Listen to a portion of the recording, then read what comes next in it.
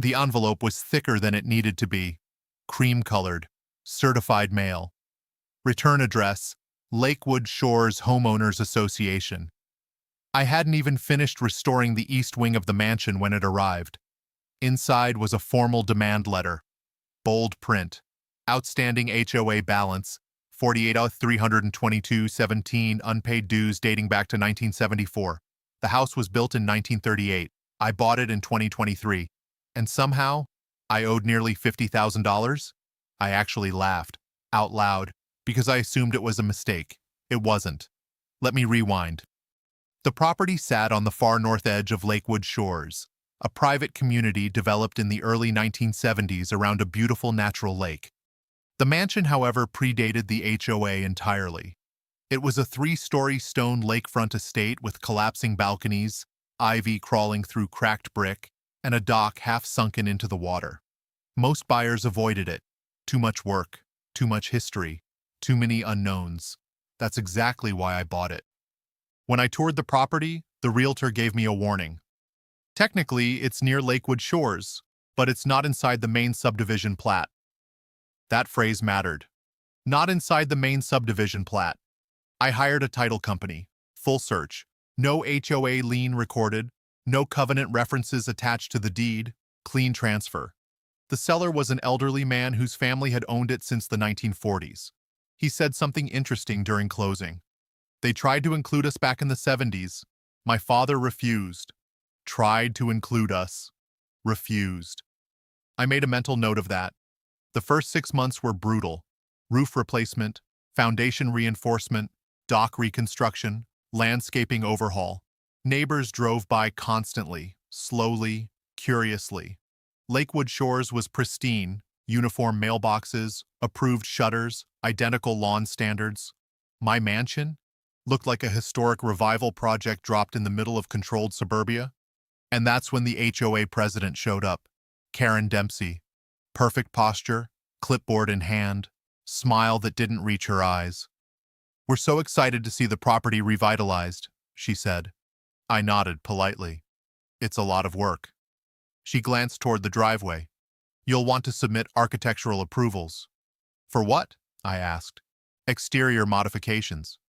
"This property isn't inside Lakewood Shores," I replied calmly. She smiled tighter. "Everything around the lake is under HOA governance." That wasn't what my paperwork said. "I'll double-check," I told her. She nodded. "Please do." 3 months later, the certified envelope arrived. Demand for back dues. 1974-2023. With compounded late fees and interest, they had attached a breakdown by decade. 1980s, unpaid annual assessments. 1990s, lake maintenance contributions. 2000s, community capital improvements. 2010s, penalties. It looked official, structured, serious. But there was one massive flaw. I never agreed to join, and neither did the original owner. I called the number on the letter. Karen answered. "We were expecting your call." "I think there's an error," I said evenly. "There isn't. The mansion predates the HOA."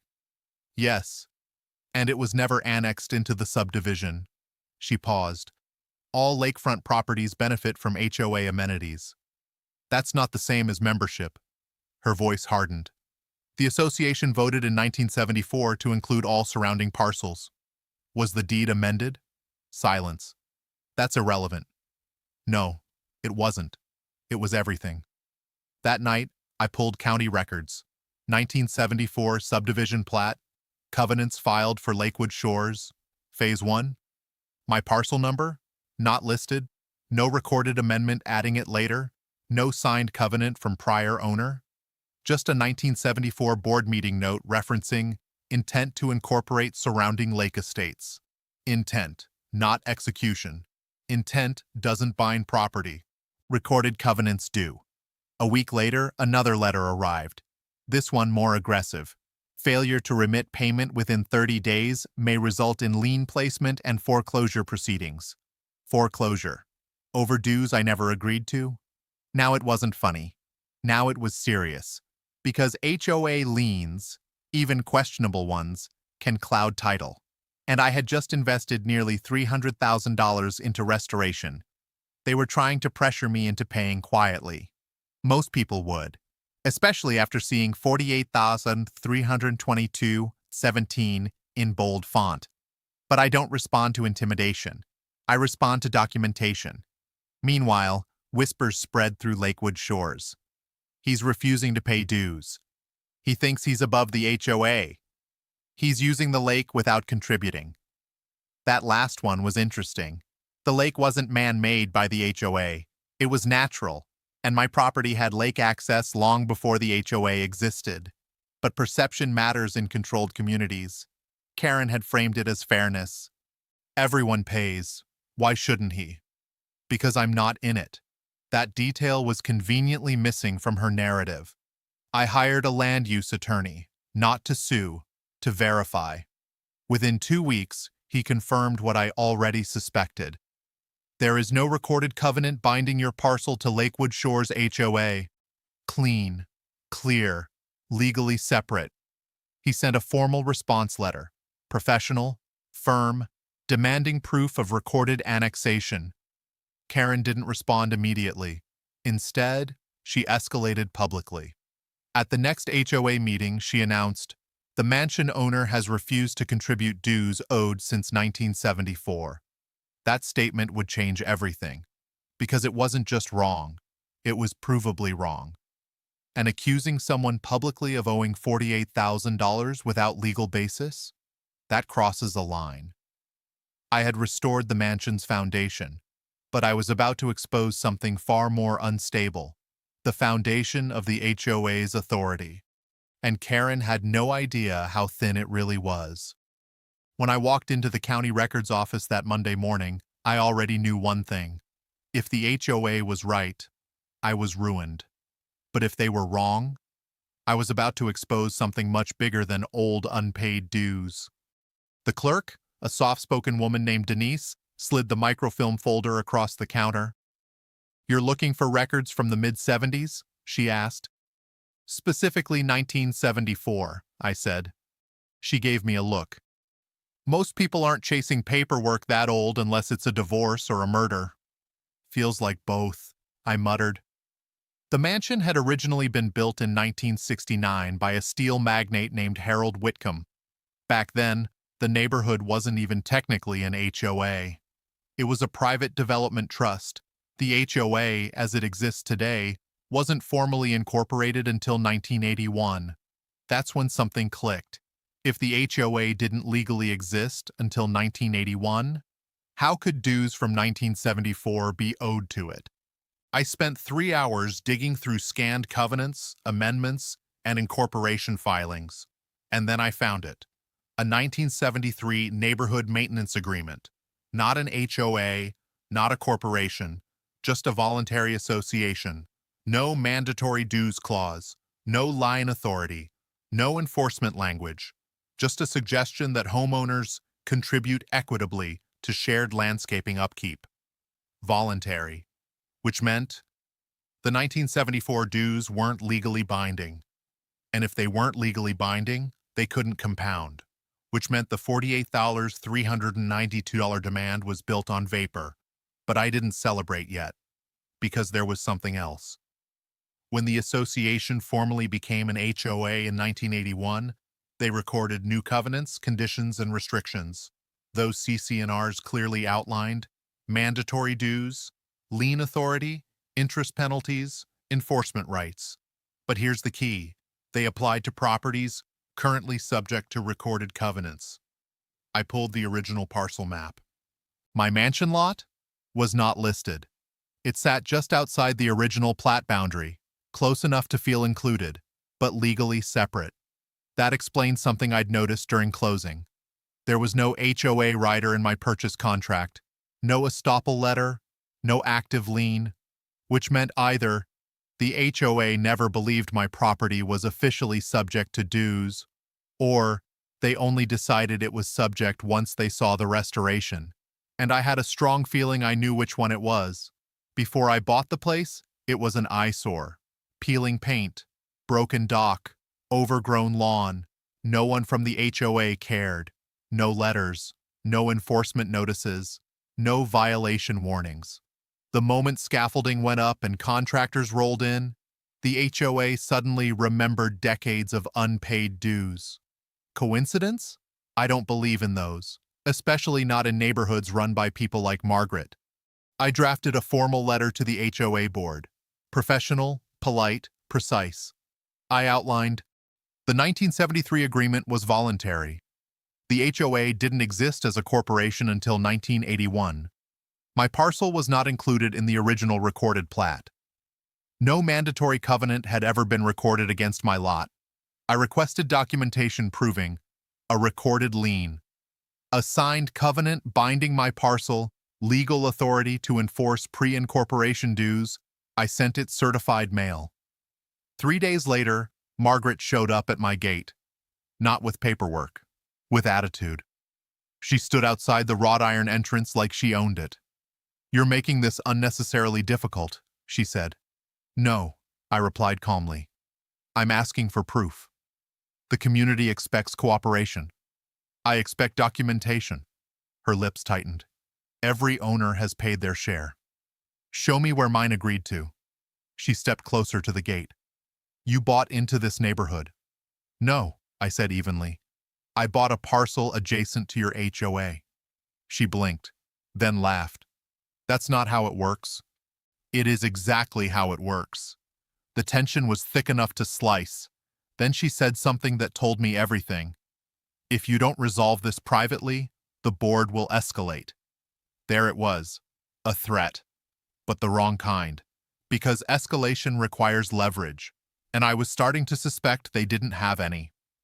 A week later, I received another certified letter, this one from an attorney representing the HOA.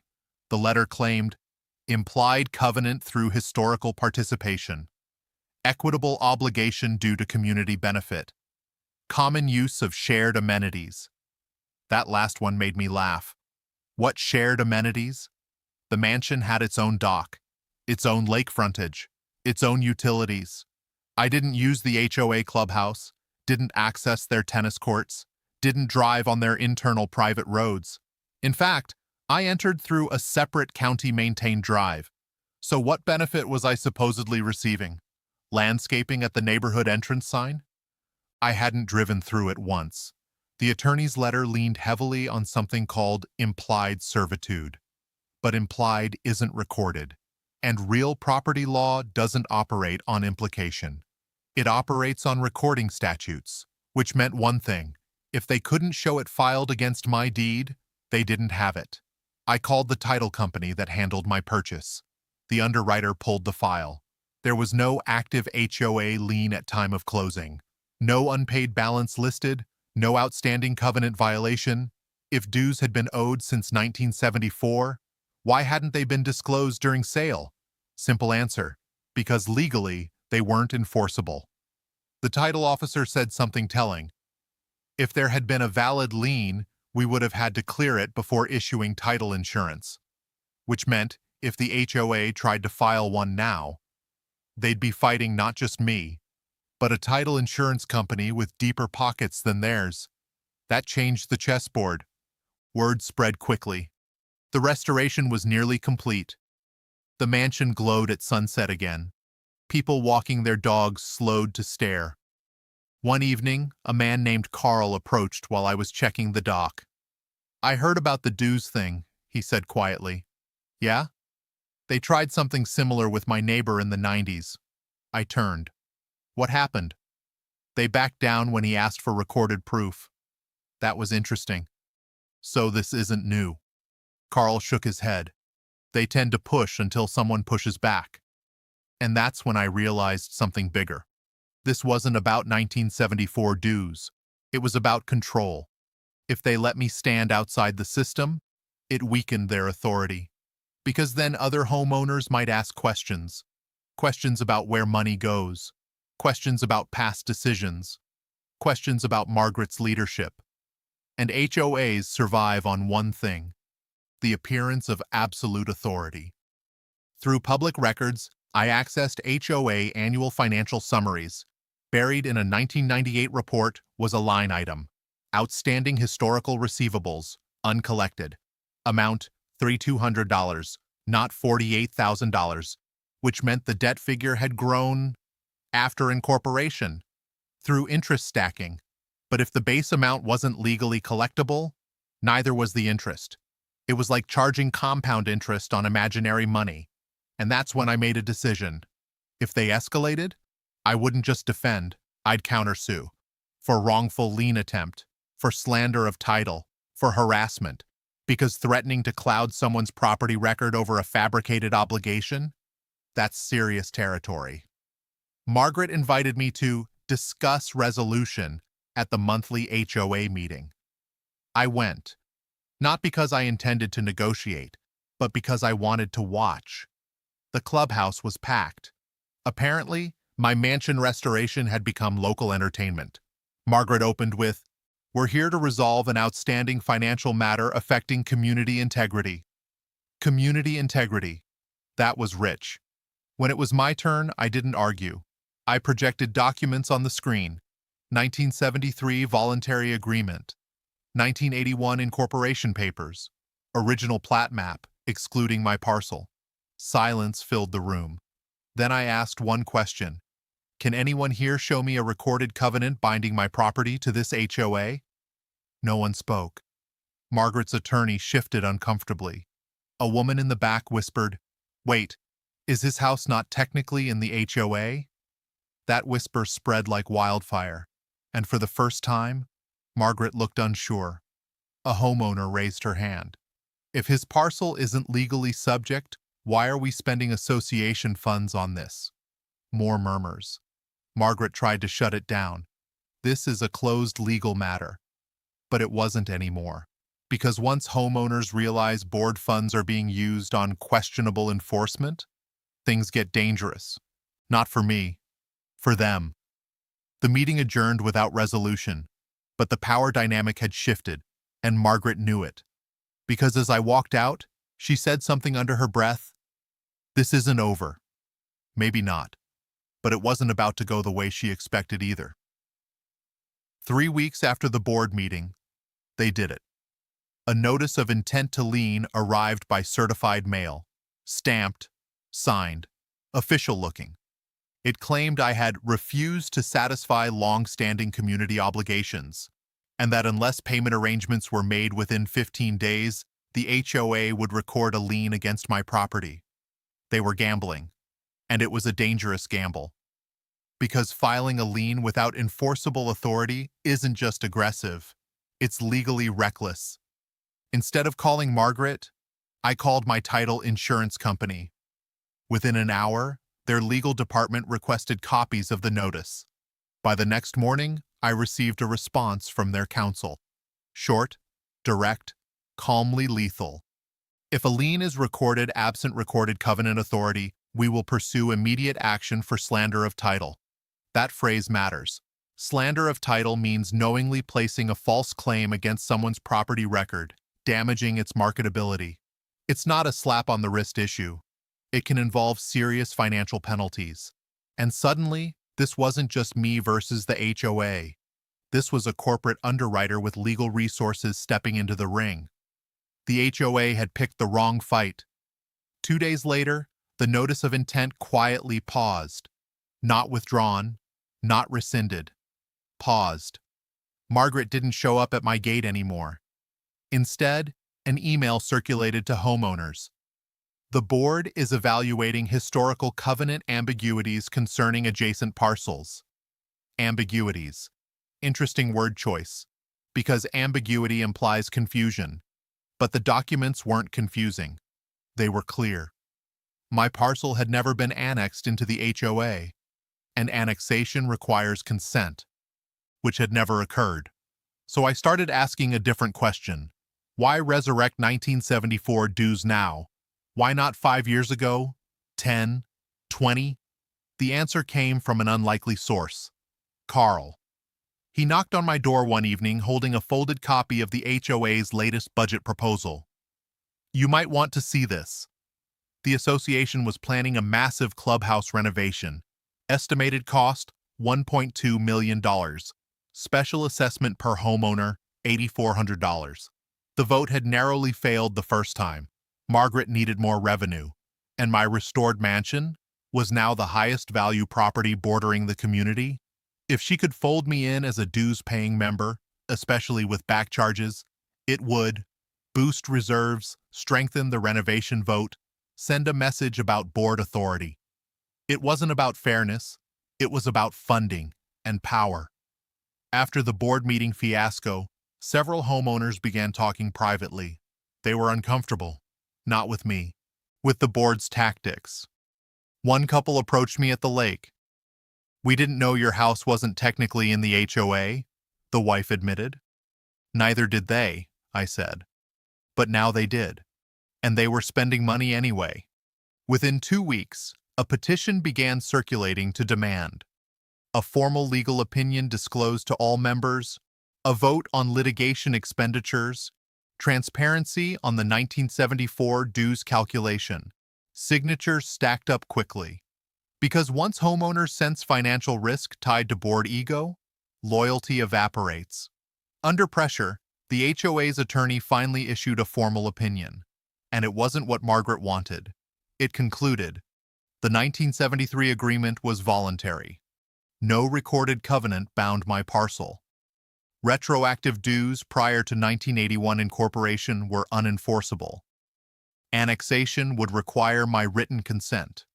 In legal language, it essentially said, "You don't have a case." The opinion was marked confidential, but someone leaked it. By the time it hit the community Facebook group, it was over. Margaret called an emergency session. This time the tone was different. No authority theatrics. No moral speeches about community integrity. Just damage control. A homeowner stood up and asked directly, "How much have we spent pursuing this?" Silence. Then the treasurer answered, $27,640. The room went cold. That was nearly half the association's annual landscaping budget, spent chasing money that legally couldn't be collected. And suddenly, the story wasn't about my mansion. It was about mismanagement. Someone motioned for a vote of no confidence. Margaret tried to object, but bylaws allowed it with majority attendance. Ballots were distributed. Whispers filled the clubhouse. People who once nodded at her leadership now avoided eye contact. When the count finished, the result was clear. She was removed as president. The board would appoint an interim until the next scheduled election. Margaret didn't argue, didn't yell, didn't threaten. She simply gathered her binder and walked out. Authority had finally met documentation, and documentation won. A week later, I received certified mail again. This time, it was short. The association formally withdraws any and all claims of historical dues against your parcel. No lien shall be recorded. No apology, of course not. But legally, that letter mattered. Because once a claim is withdrawn in writing, it cannot quietly reappear. The 1974 ghost was finally buried. A month after everything settled, I learned something else. During financial review after Margaret's removal, the new interim board discovered irregularities. Nothing criminal, but questionable budgeting decisions, inflated consulting fees, repeated legal strategy sessions. In other words, the dues demand wasn't just about the clubhouse renovation. It may also have been about covering prior spending gaps. And when someone restores a lakefront mansion next to your HOA, it looks like an opportunity that backfired. The restoration finished in early fall. The dock gleamed. The water reflected gold. For the first time since buying the place, I sat in complete silence. No certified letters, no gate confrontations, no whispered rumors, just the sound of water against wood. What started as a renovation project had become something else, a reminder that just because someone claims authority doesn't mean they have it. That paperwork matters more than personality. And that history, especially from 1974, only counts if it was recorded properly. A few months later, the clubhouse renovation was voted down again, this time decisively. The new board focused on reserves, transparency, repairing trust. And strangely enough, Property values went up because stability attracts buyers more than intimidation. As for Margaret, her house went on the market the following spring, listed quietly. No farewell speech, no dramatic exit, just a sign in the yard. Sometimes power doesn't collapse loudly. Sometimes it just fades when the illusion disappears. Buying the mansion wasn't just about restoring woodwork and stone, it was about restoring boundaries, legal ones, personal ones, community ones. If I had written a check just to avoid conflict, the myth would have continued. Instead, a simple question changed everything. Show me where it's recorded. And they couldn't.